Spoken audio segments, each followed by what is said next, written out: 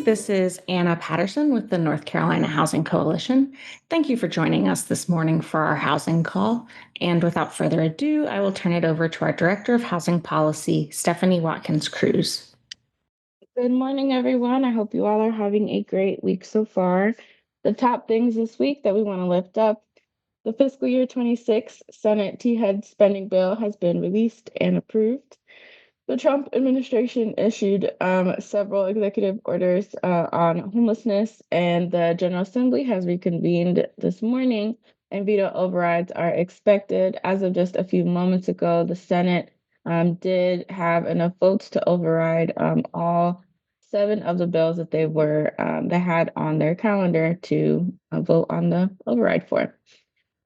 Moving on to federal updates, the Senate Appropriations Committee released and approved their T-HUD spending bill last week.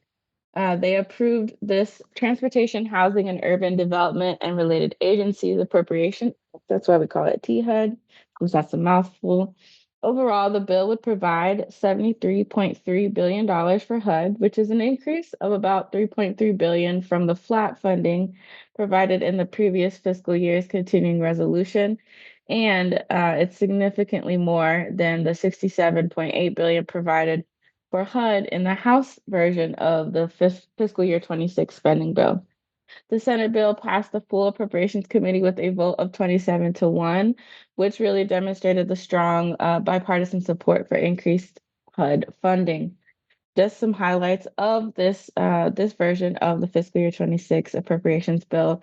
The Senate's version would provide the needed funding increases or level funding for most of the HUD programs, and this includes housing counseling assistance, which was zeroed out in the House version, the Home Investment Partnership Program, which was zeroed out in the House version. However, if it fails to provide the additional funding needed to address the funding cliff or the Emergency Housing Voucher Program, housing, however, it does fail to provide the additional funding needed to address the funding cliff for the Housing Voucher Program. The housing counseling assistance, home funds, and emergency housing vouchers are all part of essential resources that help provide stable housing and economic advancement in North Carolina. These funds go a really long way to prevent homelessness, scale housing development for our growing state, and support first-time homebuyers. As we mentioned last week, 12 to 15% of all of the tax credit developments in the country actually have home funding as well. And so these funds are really critical for housing and for our state. Neither the Senate or the housing spending plan include the Trump's administration's proposed 2-year time limit on receiving HUD assistance. And so now what happens is the appropriators will need to work to reconcile the differences between the House and the Senate version of the spending bill before the start of the new fiscal year on October 1st, or they will need to pass a continuing resolution to keep programs temporarily funded and avoid a partial government shutdown. Even though both the House and Senate are controlled by Republicans, the spending bill needs 60 votes to pass in the Senate, which will require bipartisan support. We will have linked in the call notes for you some of the key differences between the House and Senate T-HUD spending bills. There's a budget chart from our partners at the National Low Income Housing Coalition that's really helpful, but just want to lift up some of the few differences. Again, like we mentioned, the House version of the T-HUD spending bill zeroed out housing counseling assistance, whereas the Senate bill provides $57.5 million and $1.25 billion for the home program, which the Senate bill also zeroed out. The Senate bill provides $86 million, which is flat funding for fair housing programs, which is a $57 million increase from the House version of the bill. And other programs in the Senate bill that partially or fully fund different things that the House bill does not fund at all. $40 million for Choice Neighborhoods Initiative, $60 million for the Pro Housing Competition, $10 million for price competitive grants, $15 million for the Eviction Protection Grant Program, and $2 million for the Interagency Council on Homelessness. Again, there's a really detailed blog post as well as budget chart that will link for you in the call notes from our partners at the National Low Income Housing Coalition. Also on the federal side, last Thursday, President Trump signed a harmful executive order on homelessness. The executive order is titled Ending Crime and Disorder on America's Streets. The proposed objective of this executive order is to make it easier for states and localities to criminalize individuals experiencing homelessness and to force them into involuntary treatment. The executive order specifically instructs federal departments to prioritize federal grants for states that implement the harmful, ineffective, and costly policies to address homelessness, such as bans on encampments, increased use of law enforcement, and the forced institutionalization of people experiencing homelessness. It also calls for HUD and the U.S. Department of Health and Human Services to withdraw their support from research-backed Housing First policies. It also requires HUD to mandate that the recipients of homelessness assistance participate in mental health or substance abuse treatment as a condition for receiving aid, whether or not they need it. And it ends funds for life-saving programs like harm reduction.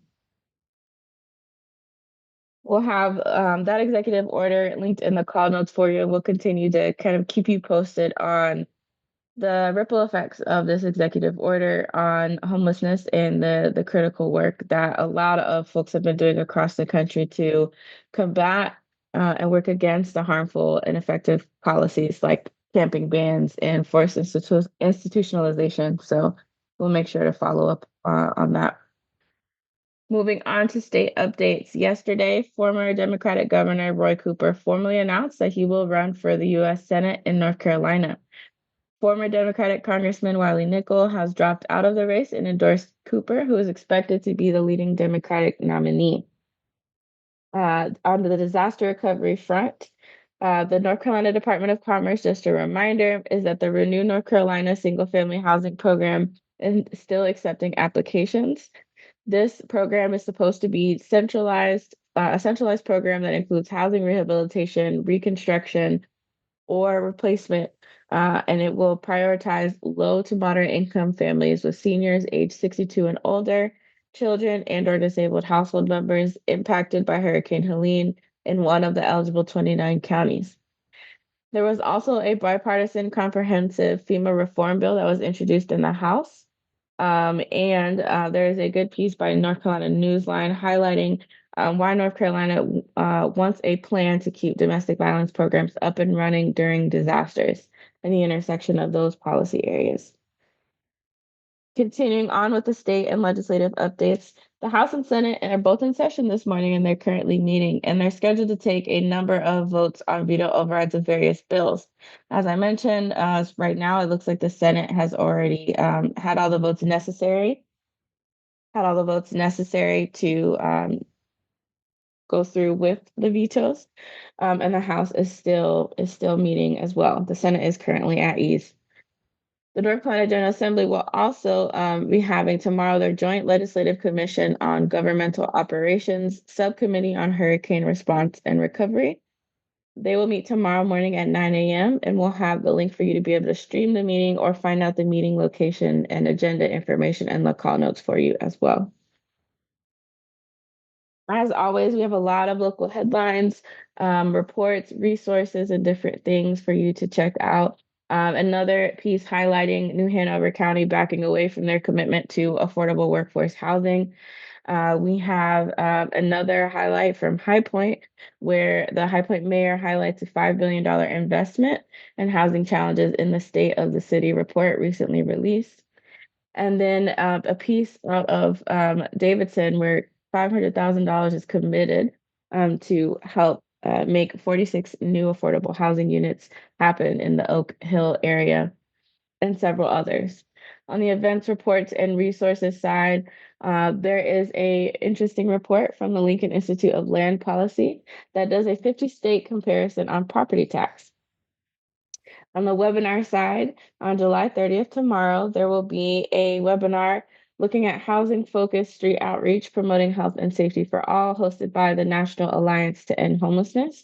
So this is tomorrow at 3 p.m., and the link to register is in the call notes. The National Community Reinvestment Coalition on August 14th, titled Surviving the Next 3 Years, a Roadmap for Housing Counselors. This will be August 14th at 2 p.m. On August 12th from 2 to 3 p.m., the National Low Income Housing Coalition will be having a webinar looking at the intersection of immigration and disaster recovery and discussing rights, access, where to go from here, and what protecting immigrant families looks like. Moving on to events and conferences.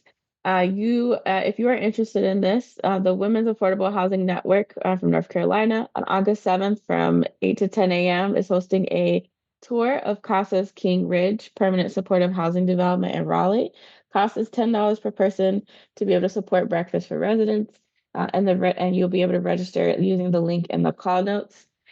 And early bird registration for our conference, the 2025 North Carolina Housing Conference, is now open. You will be able to get our best rate if you've registered before the close of business on August 29th at 5 p.m. And you can check out the agenda to see what we have in store for our attendees. Information about the hotels, the speakers, sponsors, and other hosts and more can be found all on our website. We really look forward to seeing you on September 30th through October 1st at the Raleigh Convention Center for the 2025 North Carolina Affordable Housing Conference. Again, get our best rate by registering before the close of business on August 29th. That month is going to fly by, y'all, so make sure that you go ahead and get a jump on it. As always, please don't hesitate to reach out if you have any questions, and we'll talk to you next time.